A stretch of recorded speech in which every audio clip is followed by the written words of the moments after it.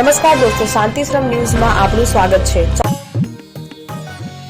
Palanpur highway પર આવેલા aroma circle ઉપર થતી ટ્રાફિક સમસ્યા નિવારવા માટે સરકારે જગાણા નજીકથી સોનગઢ સુધી બાયપાસ રોડ મંજૂર કર્યો છે।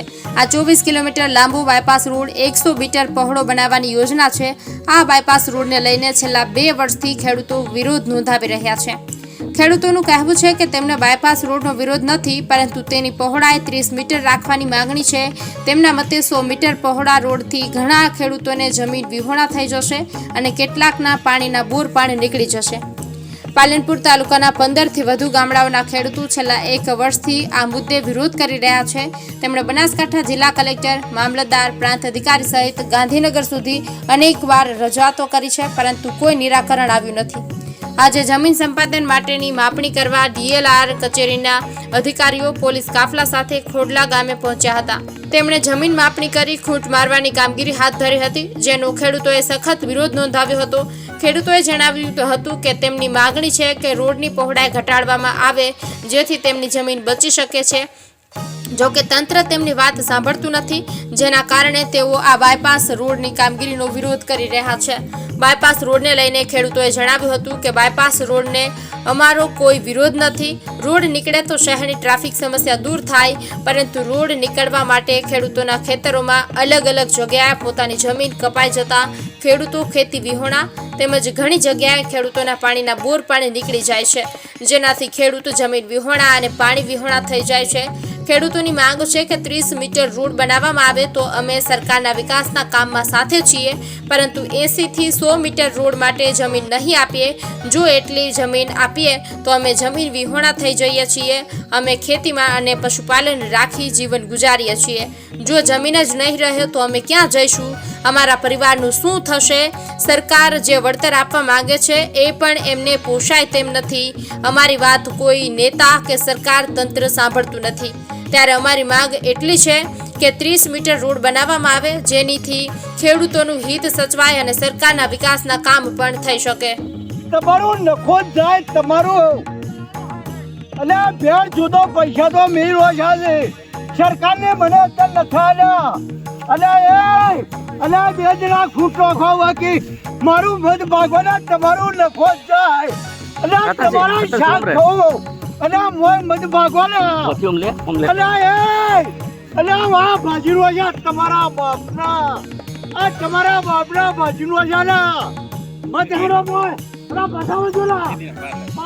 સંપાદન માટે ફૂટ મારવા આવ્યો છો, ખેડૂતો વિરોધ કરી રહ્યા છે, શું કહેશો?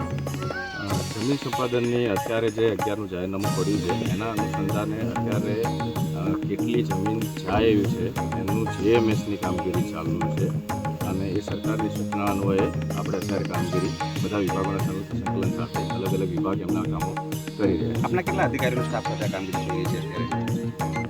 દરેક વિભાગના માર્ગ મકાન વિભાગના 10 માણસોની ટીમ છે, ફોરેસ્ટ વિભાગ, બાગાયત વિભાગ, યુજીવીસીએલ, પોલીસ વિભાગ બધા સંલગ્ન છે અને અંદાજે 50 થી 70 માણસો ટીમ સાથે અત્યારે કામગીરી ચાલુ। ઓકે સાહેબ, ખેડૂતોનું માનવું છે કે તમે અમને સોફ્ટ કોપી બતાવો, અમે તમને ખૂંટ મારવા દઈએ, એ બાબતે આપનું શું નિવેદન? સરકારશ્રીએ બંધ કરકે કોણ હે બધી પ્રક્રિયાઓ પૂર્ણ કરેલી છે અને દરેક જ વસ્તુઓ જાહેર ક્ષેત્ર ઉપર સાહેબ 100 ફૂટની જગ્યાએ ખેડૂતોની માંગ છે કે 60 ફૂટ કરવામાં એ વિષય અત્યારના હાલના કામગીરી અનુસંધાન સાહેબ આપ પણ સોફ્ટ કોપી બતાવી શકો છો ને ખેડૂતોને અત્યારે?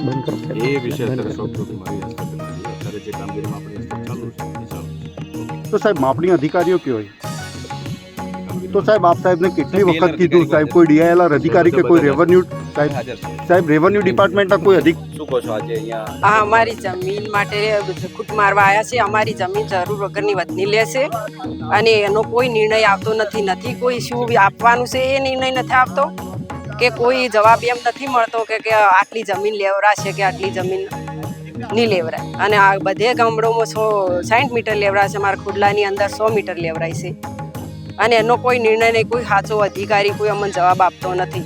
જેટલું મળશે એનું હોમે અમારને અને જેટલું નહીં મળે અમારે જે કોઈ મળે એના હોમે અમે તો એટલું જ માગે કે અમારી જમીન જાય, એના હોમે અમને જમીન જ મળવી જોઈએ અને જમીન ના મળે તો અમારું જીવન ન બેવું અમને કોક મળવું જોઈએ।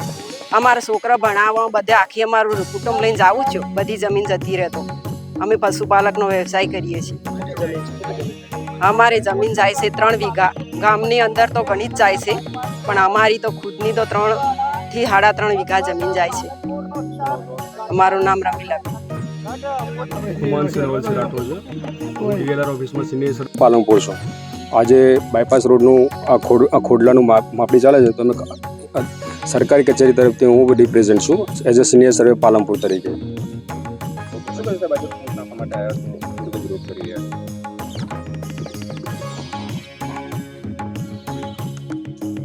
કેટલા કિલોમીટરનું બાયપાસ છે અને કયા પ્રકારની તમારી પ્રક્રિયા છે એ અમને બતાવો.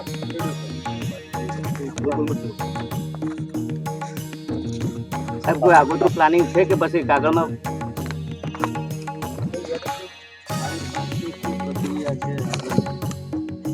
તમે જે 100 મીટર જગ્યા લઈ રહ્યા છો તો એના માટેનું 2 વર્ષનું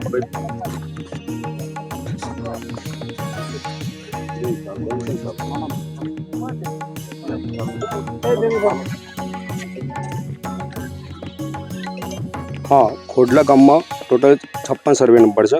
56 સર્વે નંબરમાં 364 ચોરસ મીટર ક્ષેત્રફળ આપણા બાયપાસમાં સંપાદન થાય છે અને એમાં ટોટલ